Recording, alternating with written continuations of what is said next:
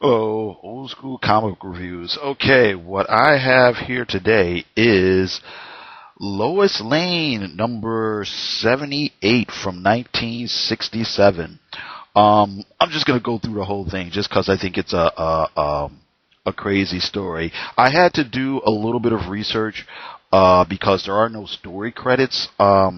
In the actual comic. So, and I just took the information I found from the first source I went to. So if I'm wrong about any of this, somebody please correct me. But the cover is by Kurt Swan and George Klein. The first story, which is the most interesting story, is by Leo Dorfman. And the art is Kurt Schaffenberger and Pete Costanza. And the backup story, which I believe is a reprint from a few years earlier, the story is written by Jerry Coleman and the artist by Wayne Boring and Stan Kay. Okay, so the first story is called Courtship Kryptonian Style, and basically the premise is Lois Lane and Lana Lane get tired of waiting on Superman to make a choice between them, and so they decide they're going to leave and live in the bottle city of Kandor, the shrunken Kryptonian city that Superman keeps in a fortress of solitude that's populated by people, and they live their lives and so on and so forth. Okay, so they get a guy called Vitar. I don't know if this is a new character. I'm guessing maybe he might have appeared before. I don't know. But they get Vitar to fly them to Kandor. Superman shrinks them down, and they live in Kandor for a minute. The Kandorians tell them, like, okay, we're gonna give you a job or whatever.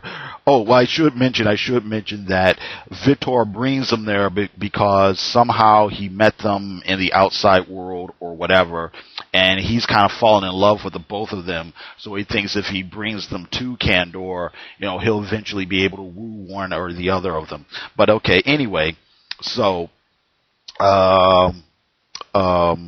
Lois and Lana, they get set up, they get a nice little apartment, and the Kandorians tell them, well, we'll get you a job, we'll do a brain scan on you to figure out what sort of jobs you would be most suitable for. Now, first thing that happens is somebody screws around with the machine and almost fries their brains out or whatever, and they suspect that it may have been, Vitor's old girlfriend because she's jealous, but nobody does anything about it, The next thing is, while Lois and Lana are, doing their thing in Kandor, something goes along where they have to call the Superman Lookalike Squad, which is a group of Kandorians who look like Superman's friends. So there's somebody that looks like Clark Kent, somebody who looks like Lois and Lana, somebody that looks like Perry White, somebody who looks like Jimmy Olsen, and they're just there on standby in case, something goes wrong in Metropolis or whatever, they can go and help. So I guess what's going on is there's going to be a fancy dinner, and somebody has made a threat against the mayor of Metropolis. So the Superman Lookalike Squad goes to help out. Now, because they're Kandorians, when they're in Earth's atmosphere under Earth's yellow sun, they have superpowers just like Superman. And so they foil the plot within literally 2 or 3 panels. And then there's a funny bit here where they find out the mayor was actually Superman in disguise all along. And he says, "Yes, I returned to Earth unexpectedly when I heard that one of the death threat. I took the mayor's place hoping to capture that criminal, but you beat me to it." And then he meets the lookalikes for Lois and Lana, and they give him a kiss. "Oh, Superman, you're so cool." And whatever. So excuse me. So we go on. Vitar decides he's going to try to date Lois. It's obvious that Lois is still in love with Superman. Same thing for Lana. He tries to take her out and be romantic and things, but her mind's a million miles away. So he says, "Forget it. Both of you guys are still obviously in love with Superman. fine, whatever, you can have them. But check it out. Vitar then tells them, look, I've created this serum that will give you superpowers and invulnerability, and so then you'll be able to marry Superman, and you won't have to worry about his enemies attacking or anything like that. But he says, hey, I've only got enough for one person, so why don't you have a contest?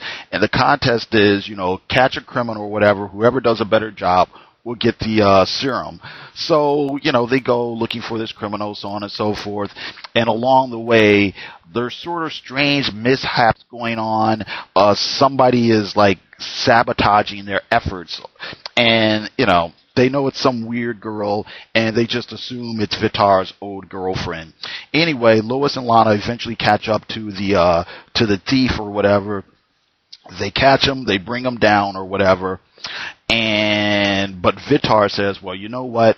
My serum is unstable. It wears off real quick, and a side effect of it is you will grow feathers. So nobody should drink the serum.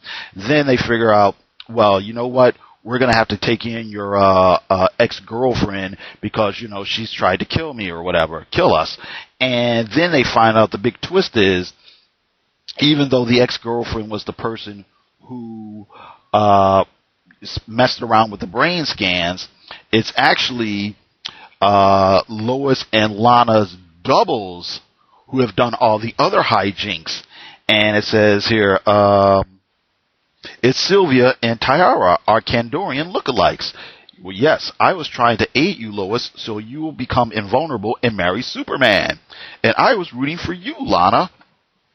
And basically, Lois and Lana get kind of fed up with all this sort of nonsense, and then they decide to go back to the outside world. And here, this is pretty funny here, where Vitar decides he's going to go back to his old girlfriend. He's like, yes, Serena is sorry she tried to gum up your career test and almost killed you. I realize she did it because she loved me, so we've made up and we're to be married. So yes, the crazy you-know-what who almost killed you, she's sorry, we're going to get married. She didn't really mean it, And the same thing for the Kandorians, It's like, we wanted to help you, so we did these dangerous things that could have caused you, great harm. But everybody's like, oh, And this is pretty funny, too. It's just looking at Superman's expression. He's all like, yeah, I knew them broads would be back. Player.